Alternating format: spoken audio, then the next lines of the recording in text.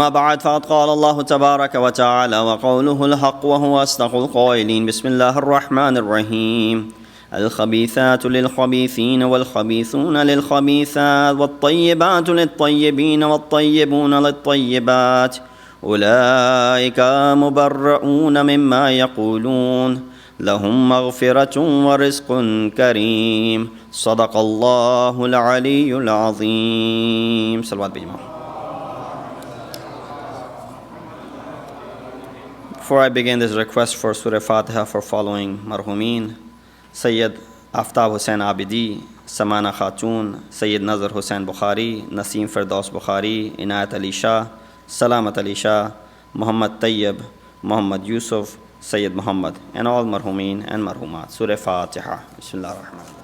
Continuing with the tafsir of Surah Al-Noor, we reached verse number 26, in which Allah subhanahu wa ta'ala is addressing by saying the vicious women are for vicious men, and vicious men are for vicious women. Good women are for good men, and good men are for good women. These are absolved of what they say about them. For them is forgiveness and a noble provision. To an extent, we talked about it last night, but because we got into other stuff, other topics that came about in it, we steered away and we did not finish this particular verse. We see that some of the messages that we can derive, or the points that we can derive from this particular verse, is that the word tayyib means delightful and desirable. It has appeared in Quran as an attribute over here for the spouse, but in other places in Quran it has come as an adjective for wealth, offspring, children, city, speech, food, sustenance, residence, and trees. On the contrary, the word khabith, which is also used in this particular ayah for the selection of the spouse, has appeared in Quran as an adjective for other things as well, such as wealth, insan, spouse, speech, action, and lineage. Shajaratul khabitha, and all of those things that I'm sure you have in your mind. It is possible that this verse is giving us a standard when choosing a spouse. What to look for. These should be the criterion. This is the criteria when you are looking for a spouse, not other things that were mentioned yesterday. And so similar thinking, common beliefs, morals, compatibility, etc. Everyone naturally is inclined toward the people of their own liking. So keep it that, and you will be successful when it comes to that criteria. In Quran, there are attributes for sustenance.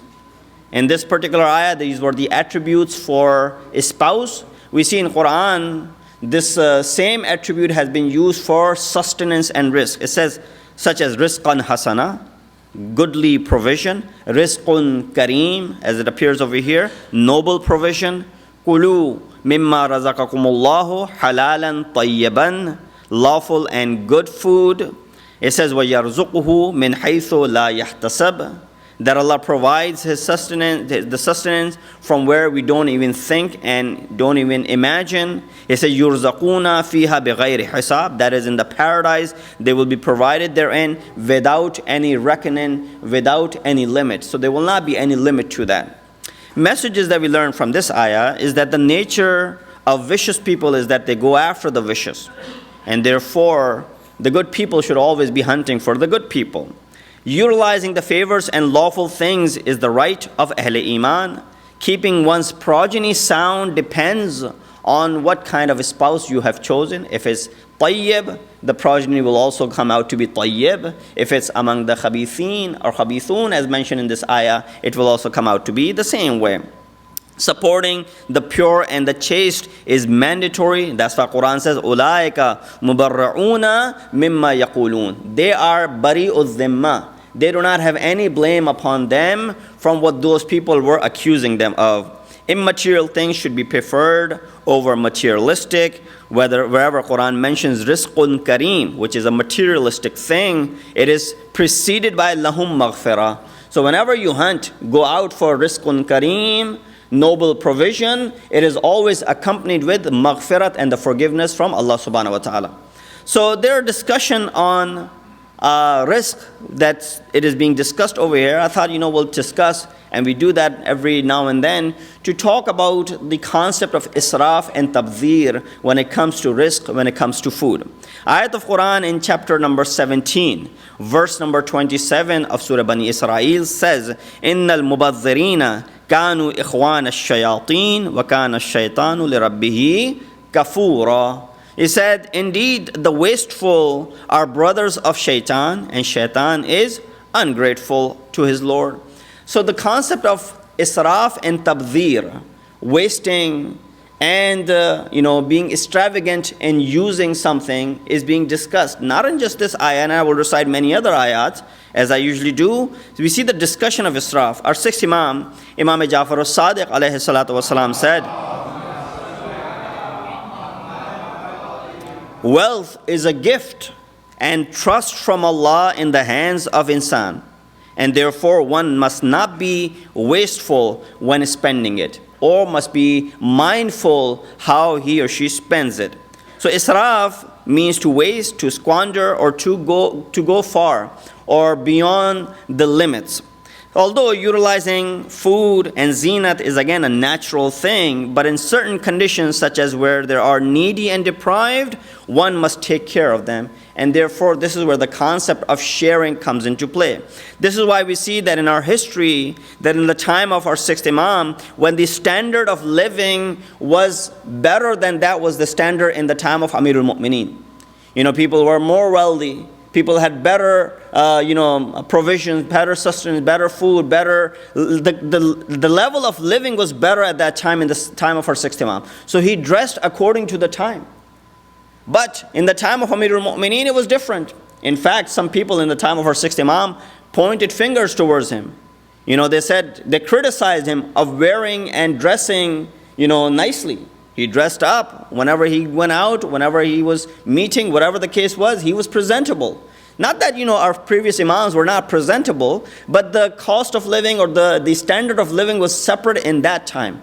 So Imams always lived their lives according to the standard of the time. And therefore, it is a message that is being given to us as well.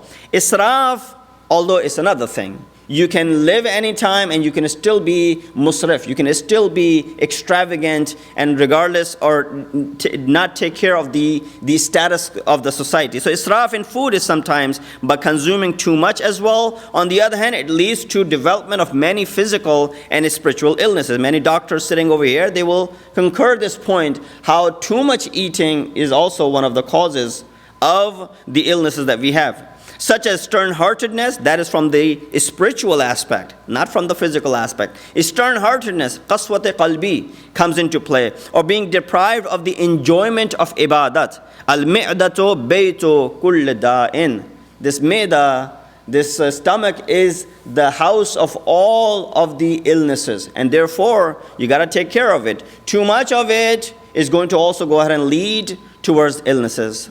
We can just move forward a little bit, the people coming in with a loud salawat.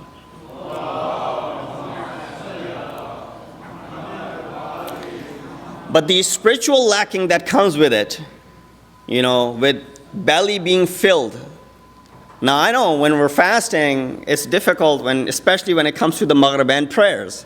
You want to finish your prayer, but the lazzat that you get when you're performing that Maghrib and Isha prayer and it's time for iftar has kicked in. As opposed to when your bellies are filled, when you have broken this fast and you've eaten more than that was required, and now you want to go ahead and perform the namaz. I don't know, if you experience it yourself, different people will be different. But you will not get the same lazzat when performing that ibadat after you have filled your belly. You might be strong to perform that prayer at that time, but definitely you will be lacking that spiritual uplifting when you perform. That's why when our Prophet Hazrat Muhammad Mustafa sallallahu alaihi wasallam, when he went for Miraj, when he ascended to Miraj, Allah subhanahu wa ta'ala, there was a conversation between him and Allah. And this whole conversation is documented because Prophet came back and he told the story. And so the whole hadith of Mi'raj is documented. In Irshad al-Dailami, you'll find the whole hadith is there. And one of the sentences of that hadith says, Because it was a discussion between Allah and Prophet. Allah was addressing Prophet with, Ya Ahmad. His name on Arsh is Ahmad. His name on the Farsh, on the land is Muhammad. So he kept on asking him, Ya Ahmad, hal tadri? Ya Ahmad, hal tarif? Ya Ahmad, hal tadri? Oh Ahmad, do you know? Oh Ahmad, do you know? And obviously Prophet was declining that, yes, in front of you I have no knowledge.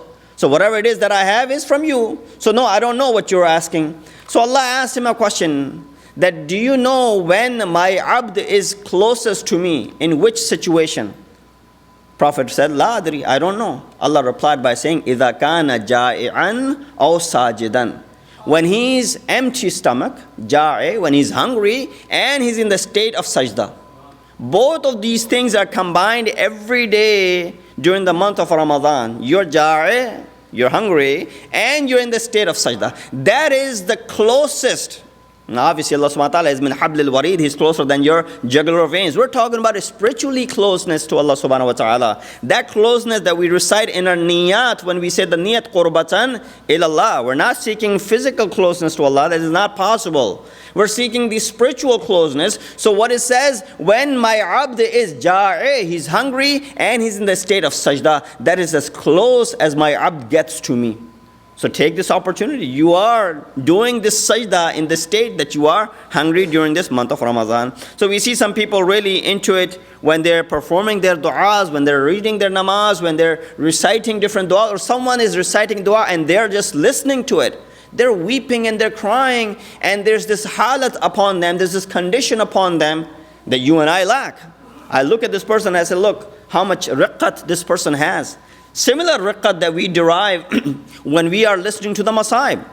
Some people just don't cry when they listen to the masaib. Now there's nothing against those people, but you would say, I just don't get in the state of crying no matter what happens, no matter how many masaib are recited in front of you. Similar situation when these beautiful du'as with translation that you can understand what is being asked are recited, yet there's no effect on us. We're just reading this du'a. So dua is not for reading, dua is for making. You see these words of dua Joshan al-Kabir, you see these words of dua iftitah, it should bring tears to your eyes. But when it doesn't, we should be saying to ourselves, there must be something that we are spiritually lacking, that it is not affecting us. One of the reasons is the stomach being filled. Obviously, it's not filled during the month of Ramadan, but still it is lacking, so there must be other reasons behind it. But one of the things that insan loses is the ladhat of ibadat when the person is filled and his belly is completely filled. Our sixth Imam, at another place, Imam Jafar Sadiq alayhi salatu wasalam said,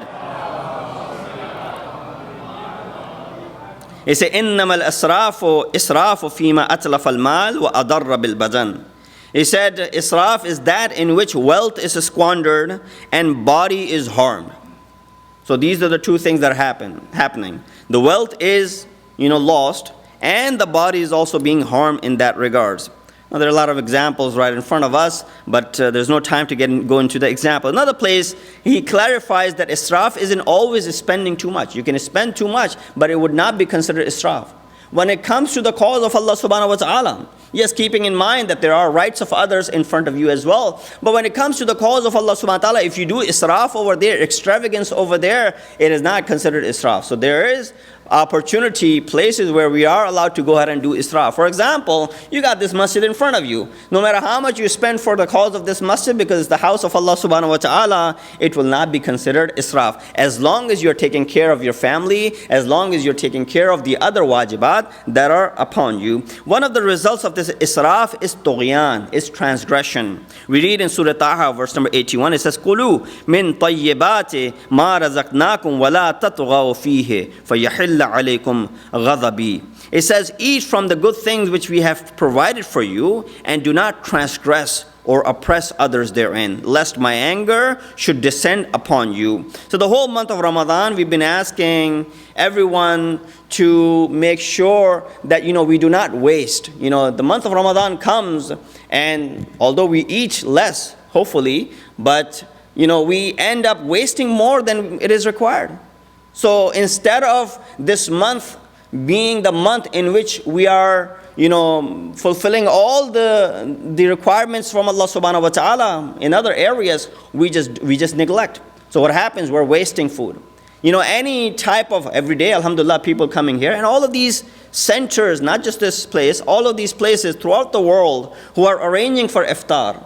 And just imagine how much food is wasted. What happens is that, we are hungry throughout the day. It's 19, 18 hours of fasting. And when we see the food, so what happens, we don't know how much we're going to eat. Because we've lost that balance, we've lost that measure. So we take more than what is required. And then, the thought is, who's going to go ahead and get up and go again next time? So let's just fill in the first time. What happens is that we don't eat half of that. And half of that ends up being in the garbage bins. And that is where it's a responsibility. You will be responsible. You remember when we were growing up, I was brought up with this misal. If you drop salt on the ground, on the day of judgment, you'll be picking it up with your eyebrows. I was like, how is that possible? That's how the example was given to me. Or I'm sure some of you shared the same, similar. So it was only in regards to salt. So we were very careful not to spill salt. We spilled everything else, but we were very careful not to spill salt. But this misal is not just for salt. Everything, every food, everything that goes under that category, if you spill it, you waste it, you will be picking it up with your eyebrows. In other words, it'll be very difficult for you to go ahead and pay compensation for what you have wasted in this life. Salawat bheji Muhammad wa ala Muhammad par. He says, "Kulu mimma razaqakumullahu wa la tattabi'u khutawat ash-shaytan." We read this ayat many times. Not just this ayat, but the khutawat ash-shaytan has come before as well. Eat from what God has given to you from sustenance and do not follow the footsteps of shaitan. Again, what is the relationship of eating halal and not following the footsteps? I think it's very clear. One relationship is that between eating and following shaitan and doing israf is that, Allah subhanahu wa ta'ala commands us not to waste. Do not waste. La tubazzir, la tusrifu. And he says, he's commanding us. So wherever in Quran you see sigha amr, whenever there's a command, it becomes wajib. Aqim as-salat. That's how fuqaha prove that aqim as-salat, because it's sigha amr, it's ordering you, it becomes wajib. It proves the wujub of salat. So salat becomes wajib. Says the same thing over here. Wala kulu wala tasrifu. Kulu washrabu wala tusrifu. Eat and drink and do not squander, do not waste. So it becomes a wajib. Allah commands us not to waste. Shaitan orders us the opposite. We do the opposite, we follow shaitan, so we're in other words following the footsteps of shaitan. So here you see the connection between when Allah subhanahu wa ta'ala says, Kulu mimma razaqakumullah wa la tattabi'u khutawat ash-shaitan. And I always repeat this whenever we come to this ayah, that Allah did not say don't follow shaitan, He said do not even follow the footsteps of shaitan. Salawat biji Muhammad wa ala Muhammad. Unfortunately, there's too much wastage in every part of our life. When it comes to water, we see that people are pouring water. They'll take the whole cup, or especially the kids, they'll take the whole cup, they'll drink one sip or two, and then the whole rest of the water goes away. Alhamdulillah, we're living in a place, we're living in a time where there's plenty of these resources available. But you got to understand and imagine places where they're, looking for this water. And forget about, just any type of water, not filtered or anything, just any type of water, they can get their hands onto it. That's what they're looking for. That's why in our fiqh, whenever we drink water, it is mustahab to say send salam on our third imam. Our third imam, in fact, he himself said that. In sharabtumuni, when you drink the water, mine azbin, the water which is gowara, which is good, that is worthy of being drank, remember me, remember my thirst. So we are taught with that, whenever we're drinking water, we remember Imam Hussain. So when we remember Imam Hussain, we throw the rest of the water away, how does that go together? It doesn't go together. So that's why these things are taught. It's not wajib to remember him, but it is mustahab. So it's part of our fiqh. So why is it there? So that it keeps you on your toes, that even when you're drinking, remember the thirst of the people in Karbala. Remember how they were thirsty for 3 days. Remember how there was no water even for the 6-month-old up to those who are 90 years old. For the women and the ladies and the kids and the young and all together, they didn't have any water. So keep their thirst in mind whenever you are drinking, and don't waste this water away. Another way we see, and some people might, hopefully nobody over here, but some people might think that we're going overboard with this,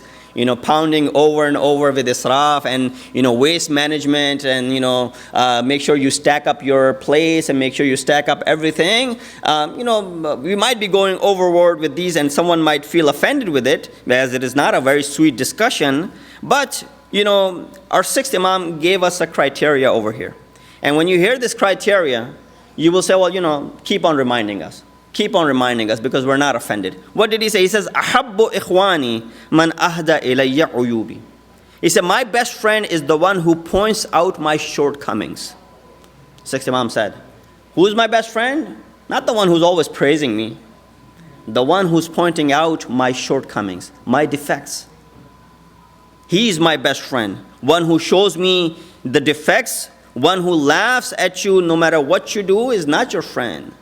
The one who's telling you, no, this is not right, this is not right, pointing out while he himself is taking care of those things, is your best friend according to this. So therefore, when we talk about these things, where there might be direct address to all of you over here, hopefully there's no one taking offense to it. Salawat biji Muhammad wa ali Muhammad.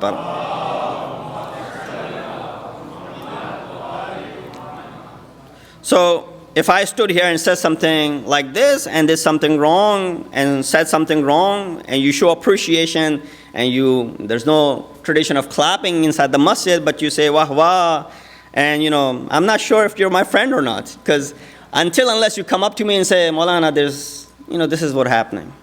Maybe you can do this. Maybe you can make it better. That person who comes and corrects me, and believe it or not, I will not feel offended. I will actually, according to the hadith, go by saying that person is my best friend, because he's correcting me. He's making me better than what I was before. And therefore here we need to understand this fact as well. Second thing that we miss or we waste is the food, especially in this month of Ramadan. Although we eat less, we tend to, but we're wasting too much. Whenever there are larger gatherings, and same thing goes for our weddings and other receptions that we have, there's somehow we need to show, or I don't know if it's about showing people, or is it about just, being felt in a way that, what would people say? Ki bhai inhone to khane ka intizam hi sahi nahi kiya. There's not enough food that they provided. Why are they keeping, they're so stingy for, the words. They don't have enough dishes. Unless you have 10 dishes and 10 different types of desserts, people are going to be praising you. But if you have anything less than that, then right away people will be saying, oh, this person, look how much wealth he has, and this is how he goes out and spends in the wedding of his children, for example. That's how the mentality has become. And so we also follow that trend, saying that, well, what people are going to say about us. Instead, not realizing what Allah subhanahu wa ta'ala is going to say about that, what Masumeen are going to say about that. It's not how much or how much I can, when it comes to being thrifty in these things, when it comes to saving, it goes along. We need to play a role in this, green planet, or reducing the negative effects that this planet is having due to the waste that we are causing. So we all need to play our little role in it, and unless all of us chip in and play our little role in it, it will not come about with a difference. Salawat biji Muhammad wa ali Muhammad.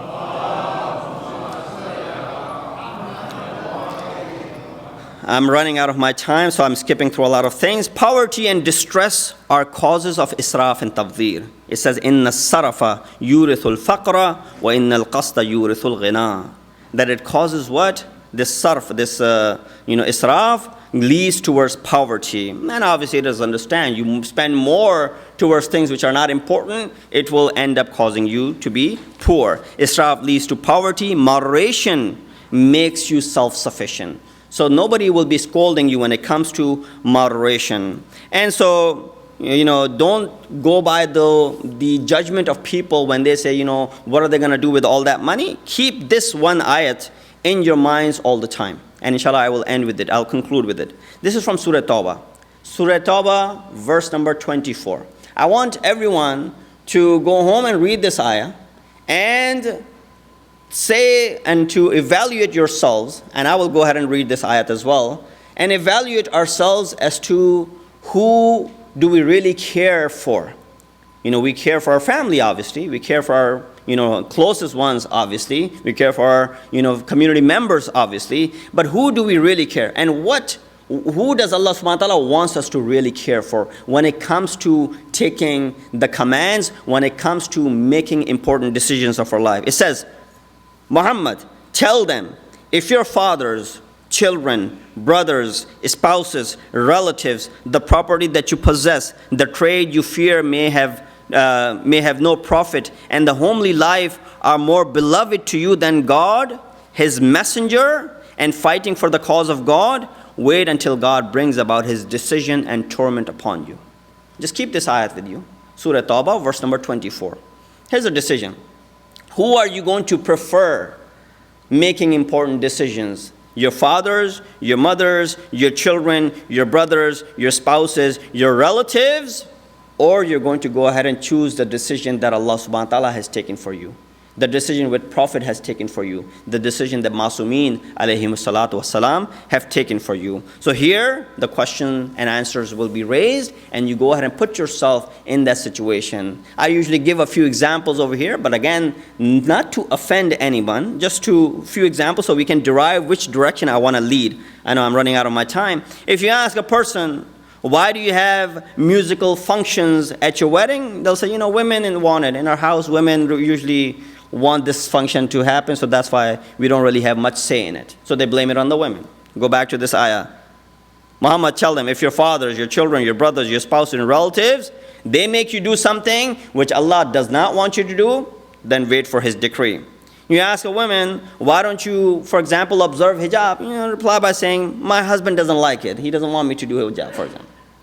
Go back and read this ayah. Muhammad, tell them, if your fathers, your children, your spouses, your brothers, your relatives are more important to you than Allah subhanahu wa ta'ala, then wait for the command of Allah subhanahu wa ta'ala. If you ask a child, why do you dress like this? Or, why do you have such a hairdo that you have now? The answer will be, because my peers have the same and they want me to look this way, and it is hip, it's cool and whatnot. You go back and you ask this question, oh Prophet, tell them, are your peers more important to you? Are your relatives more important to you? Is your spouse more important to you than Allah subhanahu wa ta'ala? Then you can go ahead and do whatever you want to. So we ask Allah subhanahu wa ta'ala to give us the tawfiq to be able to follow these commands that have been given to us in this holy book of Quran, and as well as the explanation has been provided by Masumeen alayhi salatu wasalam, so that we're able to better ourselves, especially in this month of forgiveness, in this month of rahmat, and the blessings of mercy of Allah subhanahu wa ta'ala. Wa akhir da'wana anil hamdulillahi rabbil alameen. Before the announcement, very quickly, just a quick note, make sure that when you stand by the door, whoever's giving the connection, there are no kids over there, because ladies, Jamaat is depending on whoever's standing over there. So usually we have